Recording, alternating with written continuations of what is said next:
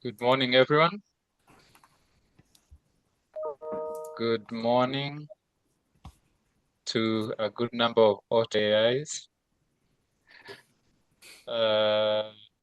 Welcome everyone who's here. Glad to have you on the call. I'm just waiting for everyone to come on board. I see they're still streaming in, and then we can get started.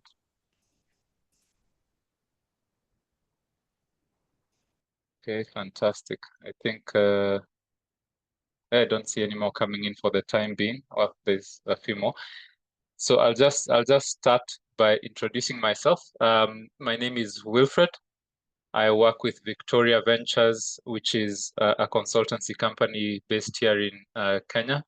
And we are in charge of running the Develop Ventures program that we'll be discussing this morning, along with our colleagues at VC for Africa and the project owner, the program owner rather, DEG Impulse. I see we are still coming in, so I'll just give it one more minute as I share my screen. We are glad to have you guys on board with us this morning for the presentation. Okay. So Phyllis, in case there's anything on chat, if I can't see, just let me know, because I have two screens and one on presentation. Just prompt me if there's anything. But I think we can get started so that we have enough time for Q&As. For this morning, again, welcome. My name is Wilfred Mori. I work with Victoria Ventures here in Kenya as the local program implementer for the Develop Ventures program. Before we start, I'll ask my colleagues to also introduce themselves, so we can start with our colleagues from VC, from Victoria, Phyllis, and then VC4A, and then DEG, respectively. So kindly, Phyllis, you can introduce yourself. Sure. Thank you, everyone. This is just to welcome you to the session today. My name is Phyllis Mbiu. I'm part of the programs team at Victoria Ventures, and we look forward to an interactive session. You can type in the Q&A section of the chat and let us know if you have any questions as we continue. Thanks, Wilfred. Right. Over to Vincent, VC4A. Good morning, everyone. I'm Vincent, representing VC4A, the implementation partner for this awesome program. Great to see all of you showing up. Please feel free to post any questions in the chat, and looking very much forward to see what you have to bring to the table. And on that note, I'm going to give it to Leah from DEG Impulse. Yes, hello everyone. I'm Leah. I've been working with the Develop Ventures team at DEG since 2 years now already. I'm mainly involved in everything around impact reporting and portfolio management. And also happy to be a part of this info session, and also hopefully to answer some of your questions. Yellow. Yes, good morning, everyone. Thanks for so many of you joining us this session. I'm Jelle Pentinga, colleague of Leah, working for DEG Impulse for the last 12 years in early stage investing. Great to meet you today. Fantastic. And I'll also request all of you guys, I know you probably have only access to chat, but yes, kindly introduce yourself on the chat box. Please give us your name, give us if you're representing a startup or a company that's looking forward perhaps to applying for the Impulse program.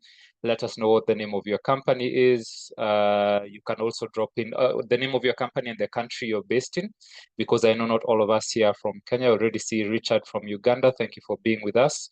And also you can drop in your email address if you don't mind. Then we can follow up with you if necessary, although I think you also gave us your email address when you registered. We will also likely be recording the session, just you're aware, we'll be recording this session, and we should be making available publicly as part of our outreach effort. So thanks, Matt from Sahara Desk, for being with us, and everyone else who's on board. So I'll just start quickly. You can see, Phyllis, you can just confirm my screen is visible. Yes, The it is. presentation is visible. So Yes. this is the agenda for the session this morning. We've already been to the introductions. We'll have a 10-minute presentation of the program, a quick testimonial from one of the companies we worked with from Cohort 5. And for your information, this is Cohort 9 in Kenya for the Develop Ventures program. And then we'll have Q&A where we are hoping to spend more of our time, and then we'll just let you know what the next steps are as far as the program. So I'll just quickly jump into the program, and I'll mention this in really, in summary, or just giving you the key points. Again, just note down any questions you may have and pop them in the chat box or in the Q&A function down there. Phyllis, also just keep an eye on those for me, and then we will take Q&A all together at the end. So Develop Ventures is essentially a non-dilutive, also known as, or you can also think of it as a grant-making program that is designed to co-finance early stage development-oriented and scalable ventures in a number of countries in Africa, Kenya being one of them, Tanzania and Rwanda in Eastern Africa. So unfortunately, we are not in Uganda just yet. But if you're based in Kenya, Tanzania, and Rwanda, we are currently operating there, and the grant is available to startups in those countries. There are also a number of other countries in Western and Southern Africa, Ghana, South Africa, Nigeria as well, that are available on a different track.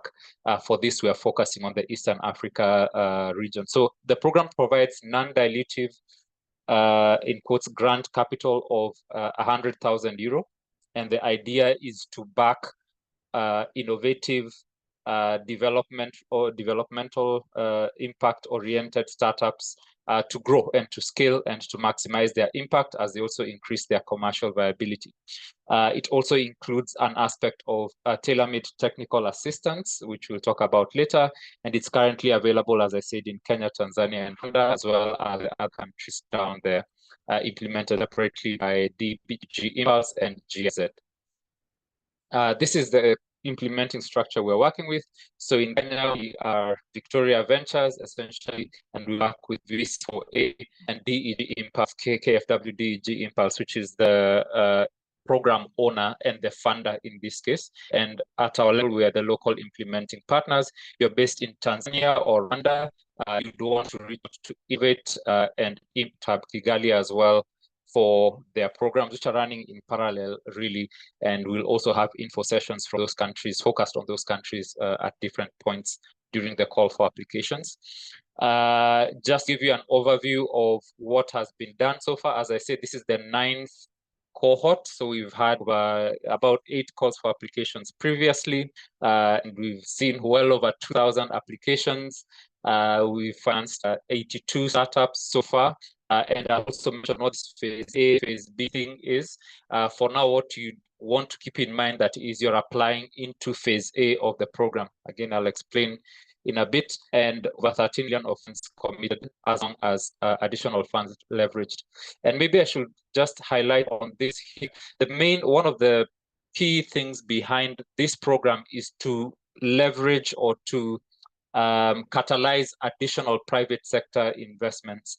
So the 100,000 is meant to catalyze additional funding from other funders, the venture capital and so on.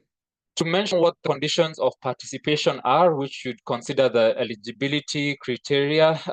So you must be a registered privately owned profit-oriented entity. So this grant is not directed at non-profit or community-based organizations that are not profit-oriented entities.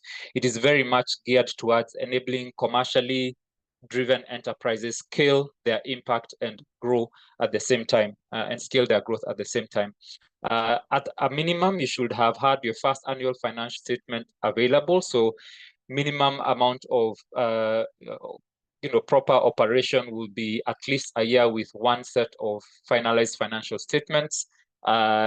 Better if you're already at a point of having audited accounts for 1 or 2 years, but at a minimum 1 year of management accounts having been done. Obviously, post-revenue and generating operating revenues, having a solid viable business model. We take a close look at your financial plan. If you've already started working on the application form, or if you will come to it, you'll find the section where we'll need you to upload your pitch deck, your business plan, as well as your financial model. So the program is very much focused on, making sure that we're investing in financially sound businesses, or businesses that can, have that commercial orientation, as I've said. And I'll keep repeating some of these because it's sort of the emphasis of the program. I said a few minutes ago, the program is designed to catalyze or leverage additional financing. So it is a matching funding grant. In other words, you'd have to have funds at least equivalent to 100,000 euro from other financiers to match against the grant that you'd be receiving for DG Impulse if you are successful. The other key thing to note is that if you've received, the other eligibility criteria is that you should have received no more than 2 million euro in funding to date. Again, this is to try and ring-fence the early stage sort of aspect, and to make sure that we are investing in companies that are, at that stage where they really need that 100,000 euro that can really make a difference in their business. Then be recognized as a strong innovative force. So innovation is big, especially within the country context that you're operating. So the grant looks for highly innovative business models, products, approaches to the market. It doesn't have to be just product innovation, and also it doesn't have to be tech. It doesn't have to be a tech product. We've invested in non-tech, invested in pure tech, hybrid, and also non-tech ventures before. So it doesn't have to be tech, but it does have to have something innovative about it, whether it's in the product, in the approach to the market, or in the business model. Then, have prospects for scaling up your operations and your impact. So these are the twin things that we are looking at scaling with this fund. It is, on the one hand, scaling your business, but also we are looking at your business as a vehicle to scaling developmental impact. Then finally, in terms of impact, and this is a question we get often, is how do you define impact?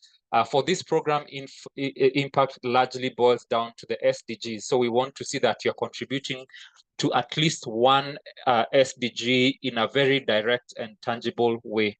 Yeah. So just think SDGs and think, which SDG am I contributing in a very tangible way? Just to highlight the process, we're currently at the call for application stage. It opened on May 15th, and the call for applications closes on June 30th. So you still have about 30 days to file in your application if you are considering it, after which you go into the section phase, which takes about another month or so roughly, and then into sort of a pitching phase, which is if you got selected, we will give you specific information around how the pitch works. Usually it is sort of an interview that you come into and you pitch in front of a panel and get into a discussion with the panel. And then the due diligence phase and the contracting and funding. Each of these are off stage. So to give you a hint, we normally have between 200 plus applications at this phase, and we normally would be financing up to 6 companies at the end of it all. So it's also very competitive. And when you're writing your application, you definitely want to make a very strong case for why you should be considered for the program. And take about 6 months to do, well, 5 to 6 months from application to funding. So those companies will be selecting from this first call for applications, will be probably getting to the funding stage around early Q4 of this year. And then after that, we'll open the next call for applications. And so as you can see, that means we have 2 windows, 2 calls for applications every year. One in Q2, that's the one which is currently open, and another one in the Q4, which opens on November 15th. Then in addition to funding, a number of the other things that are available to you as a funder, as a startup, would be targeted technical assistance. You become part of a vibrant community, and we try to keep this community kind of strong and our alumni network pretty active. And I should also emphasize on this, because of the matching funding component and the fact that we're looking at for-profit businesses, we really take an investor lens, much as it is a grant that is being invested. The form of the investment is non-dilutive. The whole approach towards evaluating your startup is very commercially oriented. So many of the startups that we have worked with have also given us feedback that they've benefited a lot from the due diligence, the very thorough due diligence that they go through. In fact, some have told us that they've had more intensive diligence from this compared to other investors. So we really take that commercial aspect very seriously. Then in terms of the key verticals, so I'd say largely the program is, you'd call it sector agnostic, but historically, the 4 quadrants here sort of show the main areas that we have invested in. So clean energy, renewable energy sort of solutions, food, agriculture, nutrition type of solutions, health insurance, as well as finance, sustainable finance, and our sector as well. So those are 4 big markets. And as I said, it's not, some of them are pure techs, some of these are hybrids, and some of them are non-tech plays, so to speak. Yeah. So just give you 1 or 2 highlights. Many of you in Kenya perhaps will know of Pezesha, who benefited from this grant in their earlier stages, and they qualified for the first phase, which is we call phase A, where we invest 100,000 euro, and then those that have been invested, those who have qualified for phase A, have a further additional funding that is made available on condition, which means you can have a further 200,000 euro that's available to you in addition to the 100,000 euro, but that essentially comes at the end of the grant period from phase A. So right now what you'd be applying for is technically what we'd call phase A, and then after that period you can be considered for additional funding. I'll also play a testimonial video. I'll stop my share a little bit and reshare so that I can share this video. Just give me a second. So we have one of the startups we have funded. This was from, I believe, 2021. No, 2023 or 24.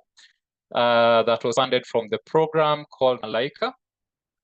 And she unfortunately was not able to join us today, but she graciously asked a video. So kindly, I hope my video will be available, my audio will be available. Let me know if not, Phyllis. Hi, my name is Lorraine, co-founder and CEO of Malaika. When we received the develoPPP grant, Malaika was at a turning point. We had a validation of our product. We had also started seeing strong initial traction, and we had a bold vision, which is to transform maternal healthcare in Kenya, utilizing both digital skills and in-person support for mothers. But we needed to go deeper. We needed to validate our business model. At that point, we were mainly B2C, and we needed to switch to a B2B model. We needed to reach more moms and build the credibility to scale. And the grant made that possible. We're able to refine our product and actually doubled our initial projected revenue. We're able to support over 2,500 pregnant women, which was far beyond our original target. We grew our team with critical hires in operations, tech, and marketing. We also created over 20 jobs for midwives, community health workers, and customer support roles, while investing in the team and also training the team. And so the technical assistance was also very, very useful. We had lots of strategic sessions where we got to discuss our business model. We had founder coaching, discussing exit strategies, and really got lots of hands-on advisory sessions, which helped us to think deeper, and also be much bolder. So we didn't just get the finances, but we also got this advice, but also a partner who helped us grow our company. And so my message to any founder who is thinking of applying for this isn't just about the funding. It's much more than that. It's a catalyst. So show up with clarity and curiosity, and I assure you it will definitely stretch you in the right ways. Thank you. Okay, great. So that is Lorraine from Malaika, and I believe I should be coming to the end of the presentation. So this is the team from DEG that's leading the efforts, and you can note down the contacts there, the team based in Germany. And then we have additional team from VC4A based in the Netherlands, Please share and at the local level. You're not, okay. you're not sharing at the moment. Yes. Okay, let me reshare.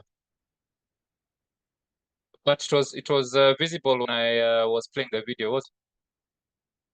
Yes, it was okay. We could see the video. Now just reshare the slides. Okay. Are the slides visible? Yep. They are. Okay. So I was just highlighting the team from DEG Impulse that's running the program, led by Julia. And we also have Leah with us on this call. We also have Nicholas and Sven who work on the program. We also have Vincent on the call from VC4A and Thomas, who's part of the team as well, based in the Netherlands. And then the local team that you interact with a lot is the Victoria Ventures team, led by our founder, Steven, myself, Phyllis, and Kelvin. And that's about it. So I guess we are open to questions. Yeah, and there's a lot of questions in the chat that maybe we can moderate. Okay, so let me try and work on them from down going up, because there are quite a number, as I can see. So the first question I see here, and I'll also refer to the teams at develoP and VC4A to help answer some of them. First question is, will the eligibility requirements be the same for the November-December round? That is yes. They're always the same unless something changes, but yes. Must the fund be 100% match? Yele, kindly, you can take that. I see you already answered. Yes, but you can. I was already chatting with Jerry, who asked this. So on the matching funds, yes, there needs to be 100% matching. So if our funding is 100,000, there needs to be 100,000 euros, or in whatever currencies, but it needs to be equivalent to 100,000 euros. That needs to come from other sources, and of that, at least 50%, so 50,000 needs to come from fresh equity or quasi-equity. So this could be safe notes, convertible notes, straight equity. Could be founders' equity as well. Ideally, we see it from other investors. So on your first question, can the matching funds come from a loan or from debt from another lender? No, it can only up to 50%. And you will see in reality that often startups at your stage, and you have a number of grants, and you're doing great stuff, and you might have the matching funds in the amount, but you have it all in grants or maybe some debt. Often it is the equity that is the most difficult to get. And it needs to be equity that's recent, that came in basically during the time that you are in this process with us. So equity, an investment from an angel 2 years ago when you started, doesn't count anymore because that money is already consumed. Let me stop there. Back to you, Wilfred. If there's anything else, let me know.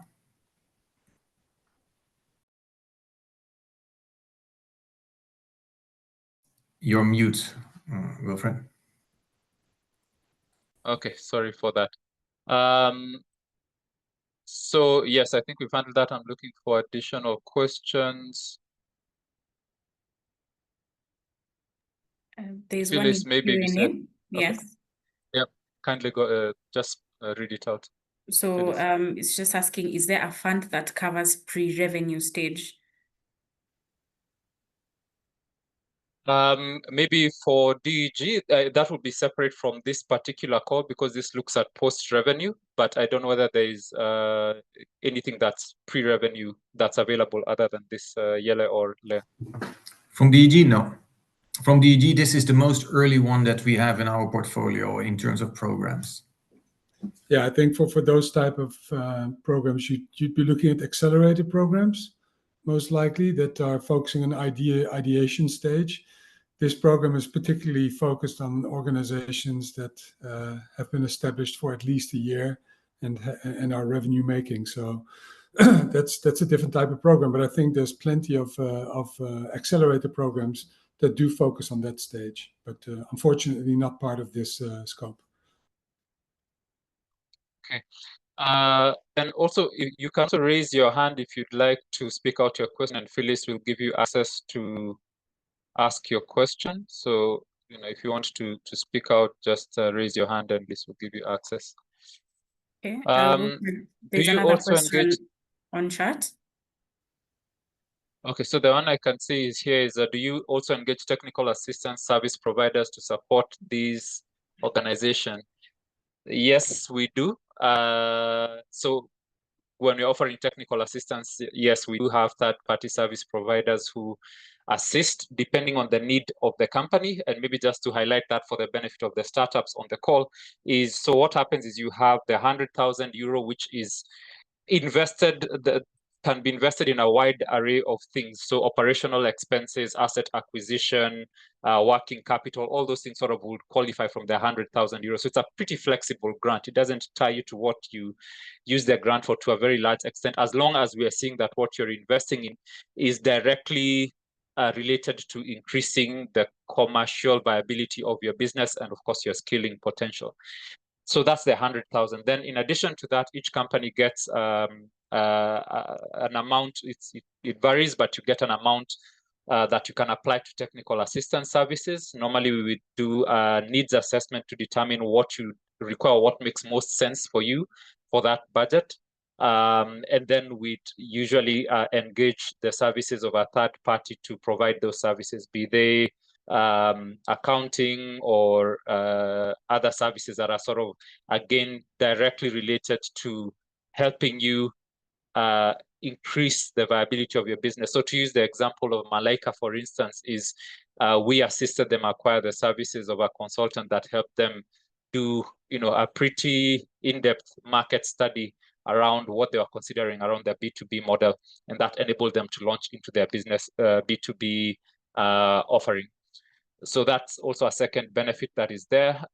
Stephen, you can reach out to us and we can see where we can work with you in future if the opportunity arises. Is there another question you saw, Phyllis, other than that one? Yeah, so I guess a little bit of what you've answers Victoria's questions, because she was asking, what does technical assistance look like? Okay. I don't know if you have anything else to add. Okay. No, that's pretty much it. So just there's to also on another few questions across, because we have a Q&A screen and of course the chats. Just to pick up a few, there's one question from Kisangala about, is there hope for Ugandan startups to have this funding anytime soon? The program has not opened for Uganda at this stage, but obviously that may change in the future. But for now, the program is focusing on Kenya registered companies. And maybe to add to that, it could be that you have a holding company in another country. It could be Delaware, but it could also be in another African country. But as long as you have an operating entity in Kenya where the funds will be deployed, then you can still apply. I think that's an important addition to the conversation.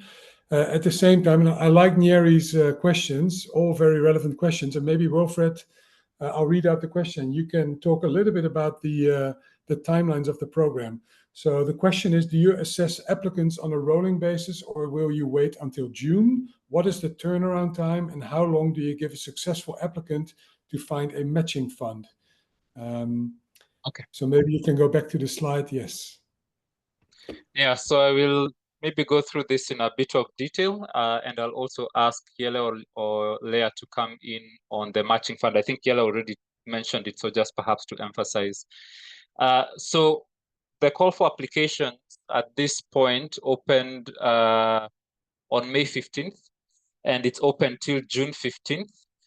The review process is we don't review on a yes and no, so it's on a rolling basis, but also no, if you apply right now, we will look at your application, but you don't get extra marks for early application. All the applications will be evaluated on an equal basis after the call for applications. Yeah. So my advice to you is, don't rush it. Take your time with the application. If you've tried to access it, you'll find it's quite detailed. And that's why we give, 1.5 months for you to work through the application. Maybe at this point, I can also give a few sort of tacit tips around the application itself. So take your time with it.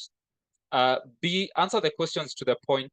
Don't give a lot of narrative around many of the questions. So what we want to see is objectively, if it is a question around impact, where is your impact? How are you creating it? And how is it relevant to this call for applications? If it's your business model, then sort of how does it work clearly? Where are you making money? What are your cost centers, etc. Right? So a lot of founders write very long narratives, perhaps because they imagine it's a grant. But like I said, it's a very commercially oriented sort of funding. So think as though you're applying for sort of VC money almost. Don't give a lot of narrative. And then so once we receive those applications, June 30th, that will close. The pre-selection phase usually will take, as I said, about a month, and that it's actually several stages internally of shortlisting. But at the end of that pre-selection stage, we'd have 20 to 25 companies that we are looking at. And then from there, we go into the pitch interview section, which is about another month. And then out of that, we'd have about 10 to 15 companies that are invited for due diligence.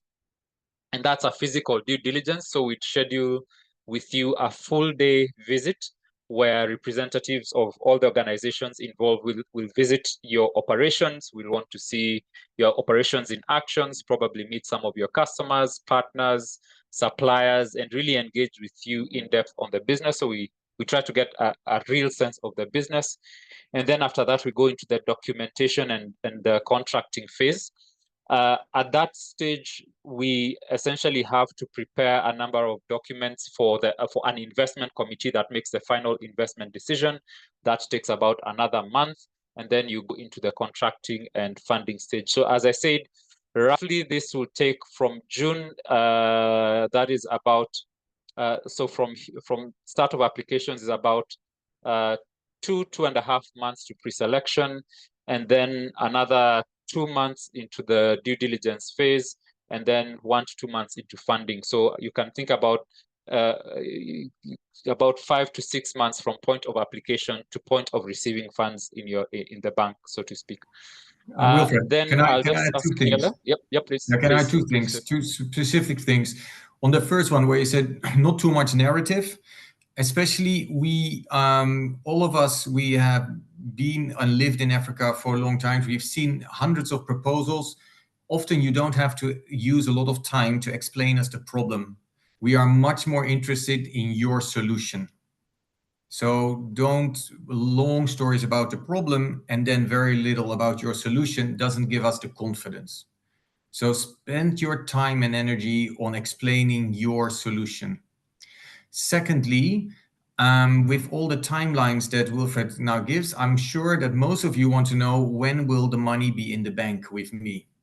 That depends on what Wilfred just have explained. The other thing, in reality, what we often see is that we sometimes have to wait till we can disperse. We only disperse after the matching funds have been received and after certain expenses have already been made. So it's very important that if your matching funds, if you're going to close 50,000 from an angel investor, and that takes more and more and more time, our process will also not progress to the extent that we will not be able to disperse until that money is in. So very important that, yes, there is an internal process, what Wilfred explained. On your end, it's equally important to have the matching funds in the bank. You can show it with a bank statement, because otherwise, even if we have IC approval, we cannot disperse any funding to you. Back to you. Great, thanks. And I think there was also a question around how long do you give a successful applicant to find a matching fund? Do you want to take that, Yela? I think you'd mentioned it earlier, but you can. Yeah, that's a great question, actually. So everything is connected. Nothing comes on its own. So in the ideal world, you think, I'm gonna do this application, and you're doing this application, and next month in June you close with an angel investor or whatever, whoever it is, investor, and you get another grant. And by the time that we are reviewing the applications, and we are, maybe you came through the first step, and we are contacting you maybe to say, how are your matching funds? Oh, I've got it all in the bank. Now, the reality is that takes longer. Everybody knows that fundraising takes a long time. So funds that have been maybe secured and paid in around now, they would count for this time. Maybe even you could argue for last month, what you got in April, because it's not already consumed, the money. Then on the other end, if we have the feeling that your fundraising might drag on for a long time for good or bad reasons, this is not a judgment. It might be that we are saying, okay, then you are not the right candidate for us for this cohort, because if all is well with your business model and you go through IC, but you don't have the matching funds, still we don't have a running project with you because we can't disperse. So it's a judgment call that we will do depending on the information that you provide.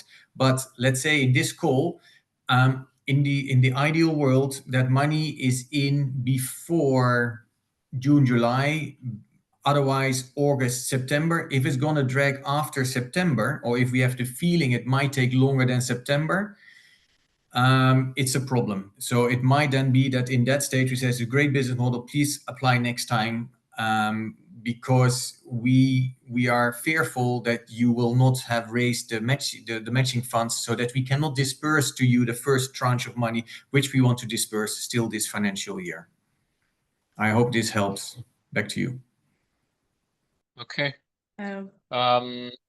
Wilfred, we have Muhammad, who has had his hand up for quite some time. So Muhammad, I'll allow you to ask your question briefly.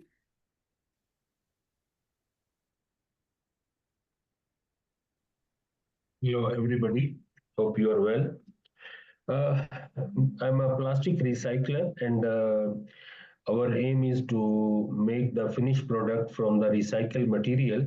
We want to address the uncertainty in the sales of the material, and even we can generate the maximum profitability from the recycled material, which we are doing already. So we already got the matching grant through Kenya Climate Innovation Center from the European Union. It was a 60-40, but now we have the machines, and we want to scale up our plastic recycling business. We want to add a one machine, washing machine, and we want to start properly in a full-scale finished product from the recycled materials we have. So we are looking for that grant. So where I lies and how you guys can help us to scale up the business, and this business is profitable. And like I can give you a simple example. we are the one of company in Kenya who is converting the PVC labels into UPVC, which is using to make the pipe fittings and gutter fittings. So we are converting. We have already machine and the molds for that one, and also we are replacing sisal to make the khamba. It's like a ropey to use in the packaging. We want to start from the PP raffia bags, recycled material. So profitability is all. Okay, Muhammad, just to keep time considerations in check, but I see, yeah, yes, Felix, I would like to so Mohammed, so as I think Vincent said also and Wilfred earlier in this is a program to unlock other private investors. So to my knowledge, we have not accepted revenue or profit even, let's say profit from a company as the matching funds. We are investing in companies. We are providing grants to companies that are getting other external funding, equity and debt, but primarily equity, to grow their business. So if you are not raising fresh equity capital, then even if you're profitable and you have the money in the bank, we would not count it to the matching funds. Back to you. No, we want to scale up and we want to raise our profitability through our finished product and to want to make the double of recycled material what we are doing already. Okay, maybe So, we can take it bilaterally otherwise. Yeah. Both are So, okay. Mohammed, I encourage you to send us an email as well to explain. I think it is well taken that, in terms of developmental impact, if you can, it sounds like you have it, but you need to demonstrate it in your application. So that's one. And then in terms of commerciability, again, it sounds like you have a bit of that, but you have, again, to prove it. Like I said, we have 200, last call for applications, we had 250 applicants. We had 250 applications that we had to go to. And as I said, finally, the grant goes to 5 or 6 companies. So oftentimes it's not so much that your business is not profitable or is not commercial or is not viable. It is also a matter of just the competition of what's available and what we are looking at. The other thing I should mention is DG Impulse tries to maintain a balanced portfolio. So we try to invest in different sort of areas, not just sort of tech only or maybe fintech only or renewables only. So that also means you have to put up a really good argument for DG Impulse to consider that application. But I'd encourage you to apply. I think it sounds like you have something going. You mentioned you have some funding from KCIC. We just have to make sure again that we are leveraging external private equity, private capital in form of equity, especially. And maybe to reiterate that particular requirement is for the matching funds, they should be at least equivalent, that is 100,000 euro, and at least 50% of that should be equity or quasi-equity. So either you've received external equity, a safe note, a convertible note, and then the other 50% can be another grant or external debt that you have acquired with from whatever source that there may be. The preference generally is to match against equity because that's the way the program is wired, so to speak. So I'll just run through a few of the other questions quickly. I'd like to give a bit of definition what we understand as fresh equity. So we normally say that we can't consider equity that has been raised before the closure, 6 months before the closure of the application, which means that matching funds must have been raised within 6 months prior your application. And of course, we use for all of you the date of the closing of the application platform, which is the 30th of June. Okay, fantastic. Thanks. Actually, that's very useful there. So the other questions I'll try and go through quickly. Do you give inform the applicants reasons for rejecting failure? Yes and no. In the first cut-off, we would notify you that you have either you have qualified or not. That is from the first cut-off. But at that stage, if we have 250 applications, we really can't give very specific information for each applicant. But as you go to the later stages, so for instance, after the pitch interview stage, we'd be able to give you more specific feedback. And at the end of the due diligence phase, if you don't make it through that phase, we even give you a phone call and we can discuss the business and where you may not have failed. So in the very first cut-off, it's not practical for us to give everyone information specifically, but as you advance ahead, then you can expect to get specific feedback. How strict is the requirement that the business be operating for 1 year time of operation versus time of due diligence? So I'm not sure what you mean by versus time of due diligence. I'd say it's a pretty it's pretty important that we see you have an operating history. So if you don't have an operating history, we can't really diligence much, right? So the 1 year is to enable us to determine that you have an actual operating history, because again, what we are trying to do is to invest in a company that is trying to expand on something. So again, to use the example of Malaika, they had been founded maybe 2-3 years before they applied for this. They had iterated and even pivoted once or twice. And by the time they came to us, they had an idea of where they wanted to go and which avenue they wanted to scale on. And that is where the ventures funding came in to enable them to pick up on that and then to grow. Of course, the more operating history you have, the better. And that gives us more sort of substance. So please advise. Wilfred, maybe to add to that, and Leah can help here. So I think one of our requirements is that you have at least one audited financial statement. So Exactly. That means that that we need to have, and it's important. So because you have to have a Kenyan registered entity, and that has to be audited once. And even if that audit was not for the full year, because of the timing wise, but you have to be in operation for a year by the time that the call closes, and you should have an audit financial statements. Yeah, that's the ideal case. Please advise matching fund ratio. It's 1-to-1 minimum. So 100,000 euro, 100,000 to match. That doesn't mean you have to raise 100,000 only. Your full funding round could be even $1 million, as long as you haven't breached that $2 million dollar requirement that I mentioned earlier. I think that is here. You shouldn't have received more than 2 million in funding up to the point to date. Let me put it that way. But in terms of this fund, it will match up to with 100,000, but your full fundraise could be more than 100,000. But for us, we'll just consider: do you have 100,000 of that we can, prove that we are matching against?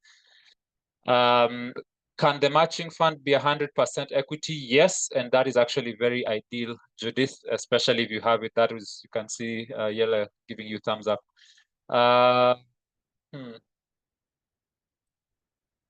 Do you have minimum revenue a business should have generated? I don't know. Yella, Julia is Leah, is there a minimum? No, there's a double answer to that. The official answer is no.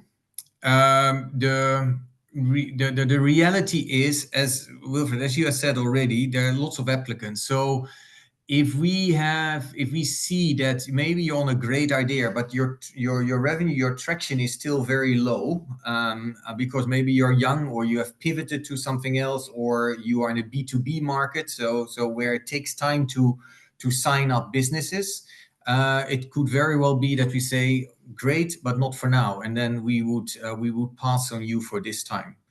But there is officially no, and we will always look at the level of revenue in combination to your business model and your track record.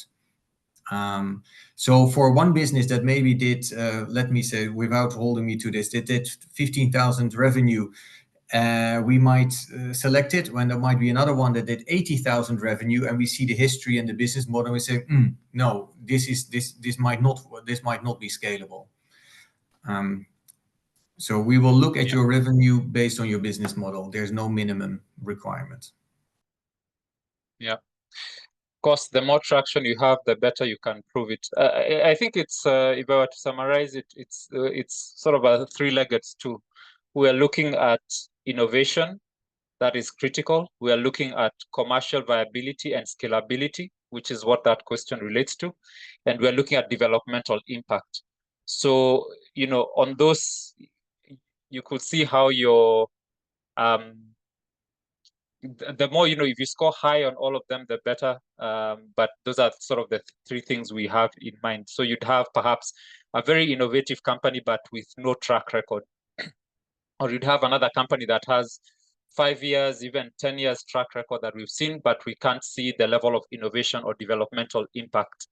Or you have a company that is showing you promise or has a good story around developmental impact, but they don't yet have the traction to back it, or the model is not that innovative. Perhaps it's something we've already invested in. So we do look at these sort of those are sort of the three key things to keep in mind. Just to add to that, I think what is important to realize, especially if you get hundreds of applications, it's a combination of things that we look at, and ultimately it's a competition. So if you're not selected, doesn't mean you're not eligible. It means that it's a fierce competition, and we need to make tough selections. One thing I'd like to add is what we call additionality. What is really important is that if you apply, but you actually don't really need the funds because you're profitable, or maybe you have other sources of income, or maybe from an impact point of view, it doesn't really make a material difference, then actually, even though you are eligible and would really fit the program, another company may be in a more dire need of the funds. So that additionality is also really important to us.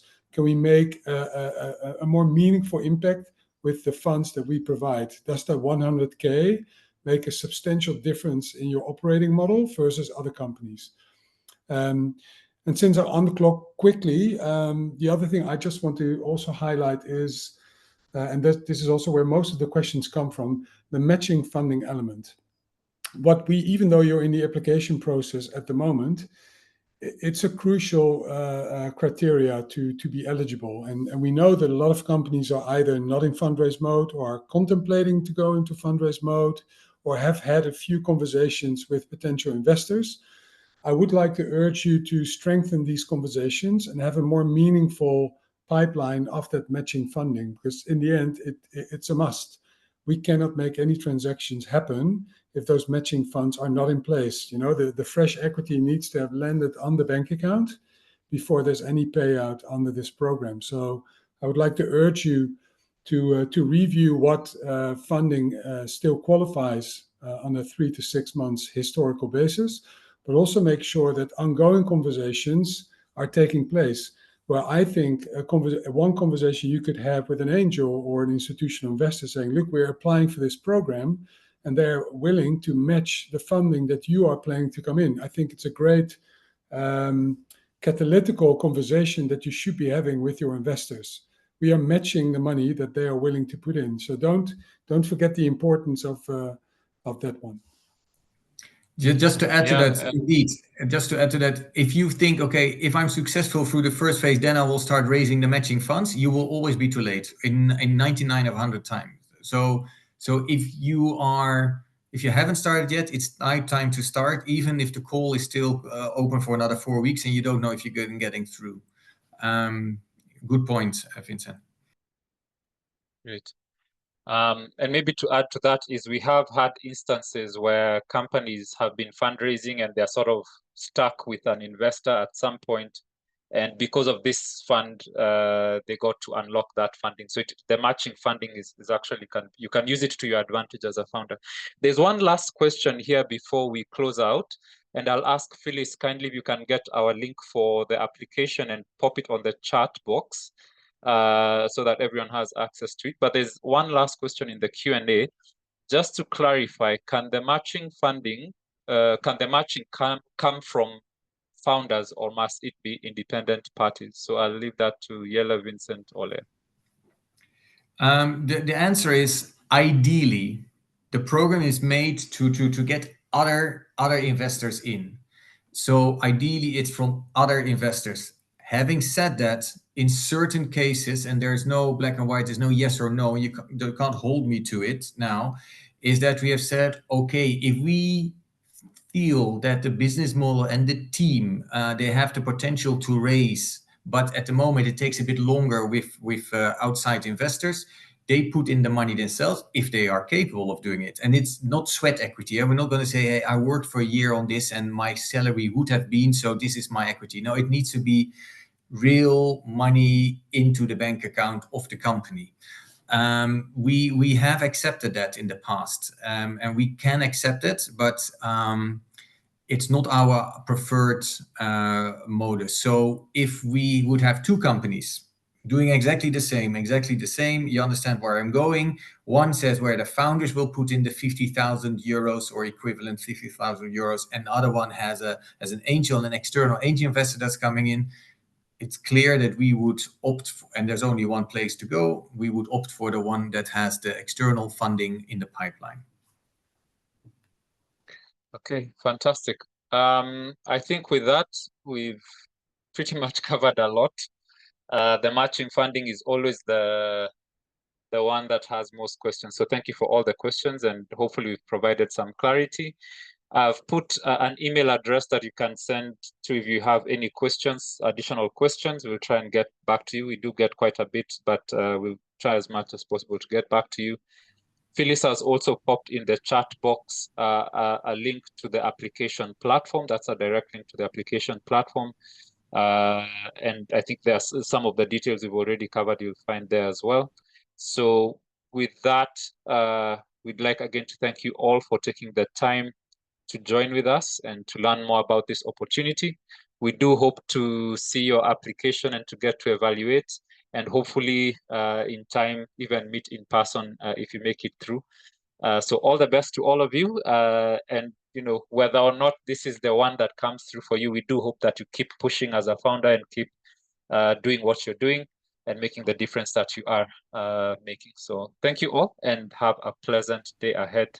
Please also spread the word. If you know a founder who this would make sense for, kindly send them the link. We'll also make this recording available somehow. So just give a heads up to anyone who you think might be relevant for this either now or in the near future. We'd be glad to also talk with them in person if necessary.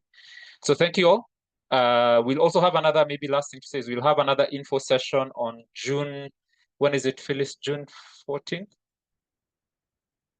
In case you came into this late or you want to refer somebody, that will be on our socials, but we'll have another one before the call for applications ends.